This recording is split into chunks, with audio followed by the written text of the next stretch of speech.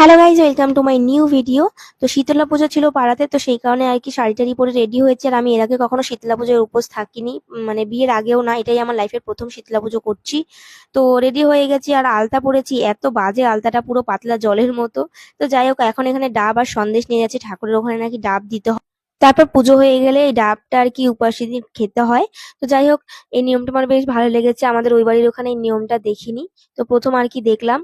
আর এখানে কুলো নিয়ে যাচ্ছে আর কি, বাড়িতে বাড়িতে এই কুলোটা নিয়ে সবার বাড়িতে ঘুরেছিল, সবাইকে সিঁদুর টিঁদুর পরিয়ে আরো কি কি নিয়ম থাকে সেগুলো করেছিল, এই জন্য আমাদের কপালে আর কি সিঁদুর দেখতে পাচ্ছ। তারপর চলে এসেছিলাম ঠাকুরের এখানে, আর এই জায়গাতে সব উপাসীদের জন্য লেবু দিয়ে আর কি শরবত বানিয়েছে। তো এখন আমরা শরবত খেয়ে নিচ্ছিলাম, আর একবার খেয়ে আমাদের হয়নি, তাই জন্য আবার চাইতে গেছি, গিয়ে আরেকবার নিয়ে খেয়েছি। মানে আমাদের এটা উপাস নাকি খাওয়া উপাস, এটা বোঝা মুশকিল। যাই হোক, তখন প্রায় দুপুর 2টো 2:30 মতন বাজে। তো ওই টাইমটা সকাল থেকে না খাওয়া, গলা তো শুকিয়ে যায়, এত গরম, প্রচন্ড গরম লাগছিল তখন। তো এখন আমরা এখানে বসেছিলাম, আর একটু পরেই হবে অঞ্জলি। তো প্রথমে ভেবেছিলাম যে তাড়াতাড়ি, যেহেতু আর কি কুলো নিয়ে বাড়িতে বাড়িতে ঘোরা হয়ে গেছে, হয়তো পুজোটাও কমপ্লিট তাড়াতাড়ি হয়ে যাবে। এদিকে দেখি পুজো হতে হতে পুরো 5টা বেজে গেছে। তারপর অঞ্জলিটা নিয়ে ঠাকুর মশাইকে দক্ষিণা দিতে যাচ্ছিলাম, আর আমাদের অঞ্জলি হয়ে গেলেও তারপরেও কিন্তু আমরা উপোস ছিলাম। 3টের দিকে অঞ্জলি হয়ে গেছিল, কিন্তু আমাদের পুজো কমপ্লিট হতে হতে 6টা বেজে গেছিল। কারণ কি, অঞ্জলি হয়ে যাওয়ার পর তারপর যজ্ঞ হয়েছে। যজ্ঞ হওয়ার পর সবাইকে যজ্ঞের ফোঁটা দিয়েছে, চরণামৃত বানিয়ে দিয়েছে। তো সেই কারণে আমরা 6টা অবধি ঠাকুরের ওখানেই ছিলাম। আর এখন ঠাকুর মশাই একটু আরতি করছিল, তো আরতি হয়ে যাওয়ার পর তারপরে আর কি যজ্ঞতে বসবে।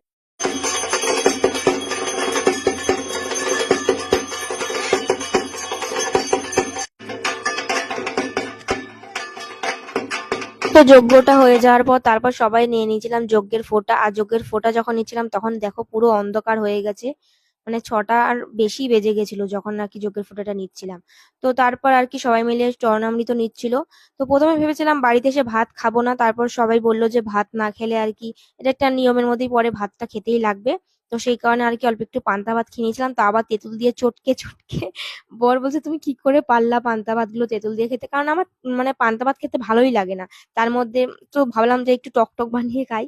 তো তারপর বেরিয়ে পড়েছিলাম আর কি বরের সাথে একটু ঘুরতে। বর একটা বন্ধুর বাড়িতে এসেছিল, আর এদিকে দেখো মিষ্টি নিয়ে চলছে জোরাজুরি, প্লেটে একদম মিষ্টি সিঙ্গারার দোকান সাজিয়ে দিয়েছে। এদিকে তো বর মিষ্টি একদমই ভালো খায় না, তো বারবার করে জোরাজুরির জন্য 2টো মিষ্টি আর কি তুলে নিয়েছিল।